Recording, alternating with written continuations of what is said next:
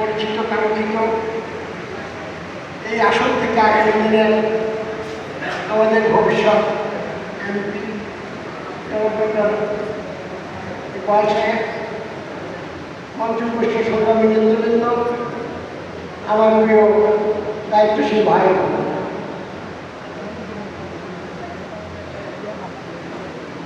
নির্বাচন knocking the door, আমাদের ঘরের দরজায় পা নাড়ছে। এমন অবস্থায় নির্বাচন নিয়ে আমাদেরকে কথা বলতে হবে।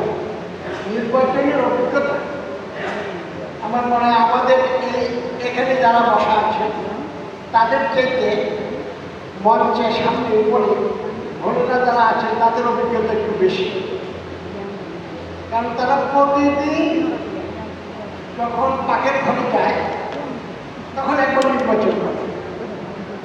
আজকে কী রাখবে অনেকগুলো আইটেম আছে, সেটা তারা একটা সিদ্ধান্ত করে যে আজকে ওই আইটেমটা রান্না করা হয়। আর সেই রান্নার জন্য নানান উপকরণ সংগ্রহ করে, অর্থাৎ